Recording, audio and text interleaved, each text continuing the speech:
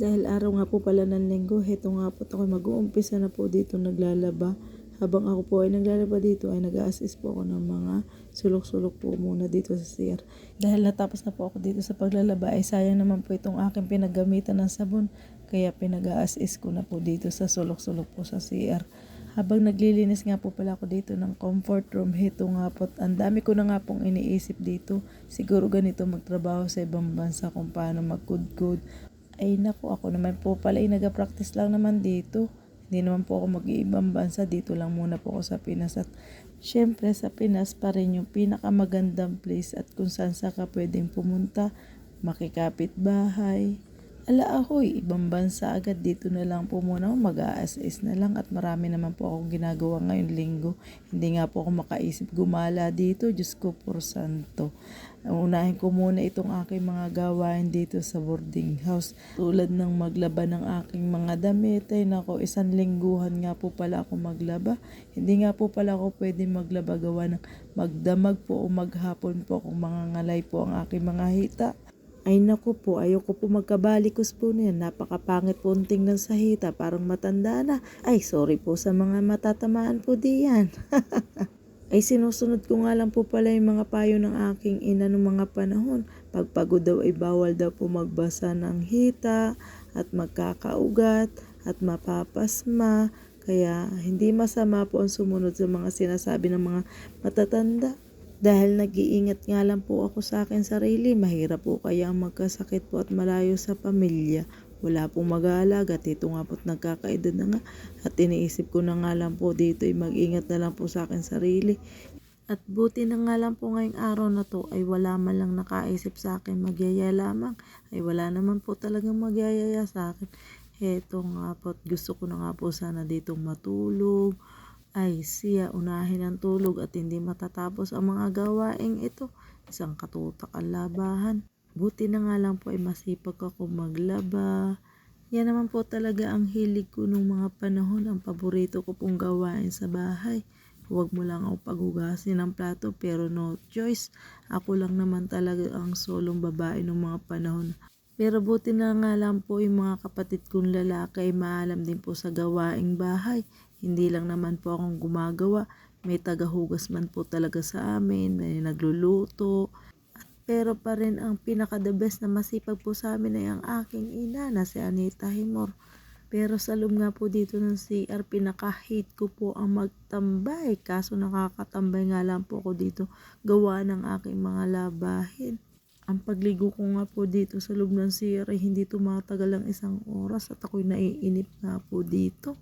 Bigla na lang ako natawa sa akin sarili, paano pala matatapos ang aking mga labahin at paano kaya ito matutuyo. Pero buti na lang ay tapos na ang aking mga uniform dito at madali na nga lang po itong isampay sa labas. Nakaprepare na po ito talaga at na banlawan ko na nga po pala ito ng ayos. Nakikita nyo po yung blue na yan. Yan na po yung aking mga isasampay kaso hindi ko pa sinasampay at kung ano-ano pa po ang aking mga ginagawa po dito sa loob ng CR. Sa halip na isampay ko hindi. Inuna ko pa ang paglilinis dito. Pero hindi naman po ako nag-aalalang hindi matuyo ang aking mga sinampay at gawa ng mahangin at mainit pa rin po sa labas kaya madali naman po matutuyo itong aking mga nilabhan po. Ay siya, talagang klinorinan ko na nga po itong loob ng aming bowl at gusto ko lamang po kumintab-kintab lamang at para bumangon tingnan. Ito nga at pag hindi pa nga yan pumuti at napaisip nga po muna ako magsampay dito sa labas at talagang sayang ang init ng araw. Dapat matuyo na po itong napaka-importante kong mga gamit na to. At buti na nga lang po ay mainit dito sa labas at talagang madali nga po makatuyo dito ng mga damit. Akala nyo siguro aking mga nilabhan yan, yung mga sinampay na yan, ay naku, hindi yan sa akin.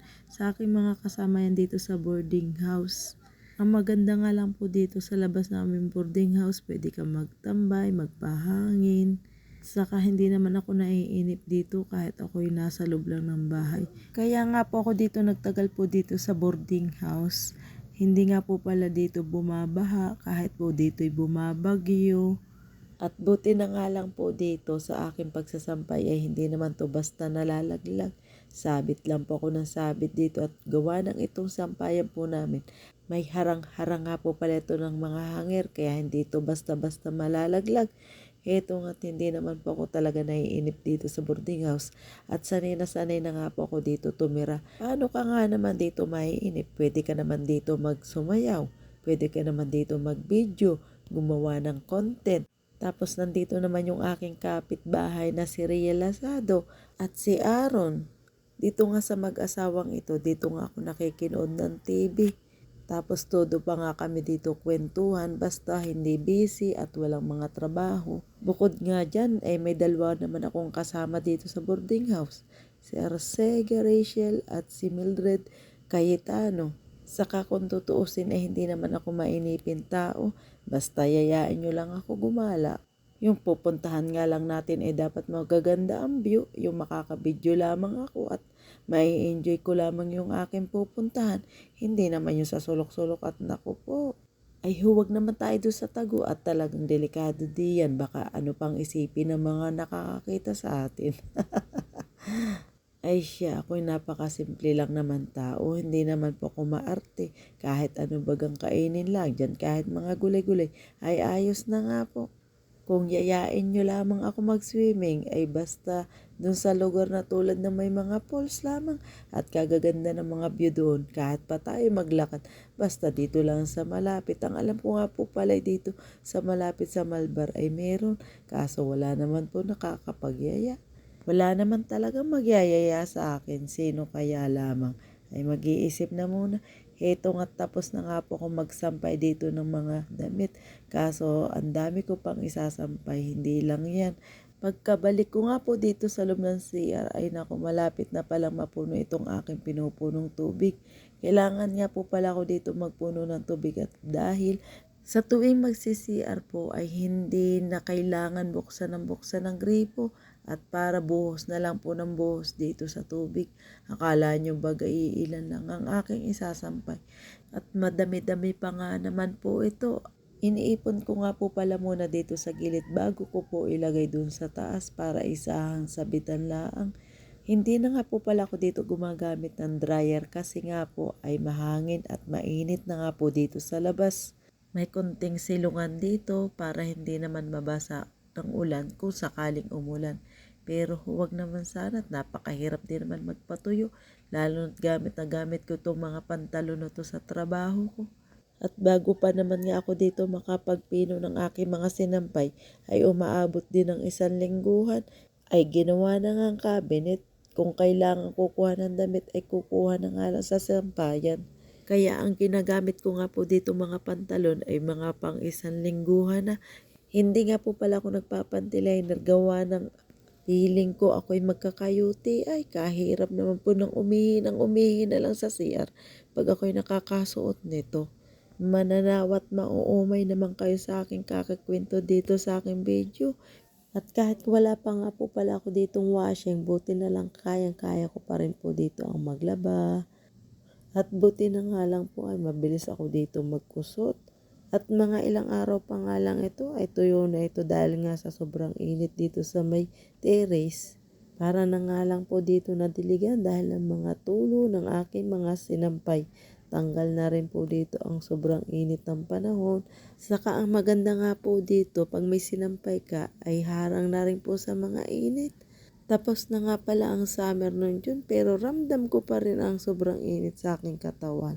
Sa dinami-dami nga naman ang aking mga sinampay dito, paano pa kaya ito matatapos? Diyos ko po marimar. Heto nga't pagdating na naman ng Lunes, magbibilang na nga naman ako ng araw naman dito at tambak na naman itong aking mga labahan.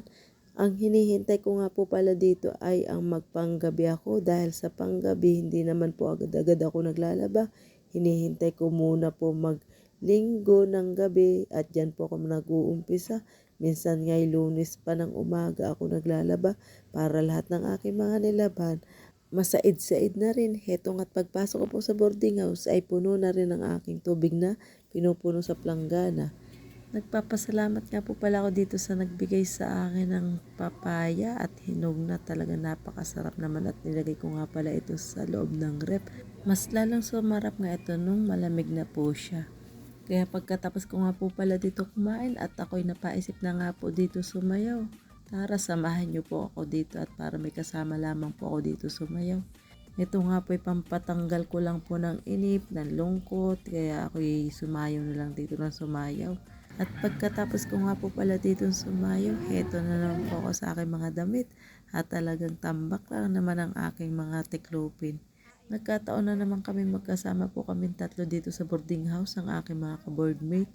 Heto nga't pagkatapos namin ang kwentuhan at ako'y nagdiretso ng manahin ng aking uniform at ito nga't ako'y sinipag na naman kung ano-ano na lang pumapasok sa aking isip. Kaya sundin lang po ninyo ang inyong isip basta nasa tama lang po. Thank you for watching.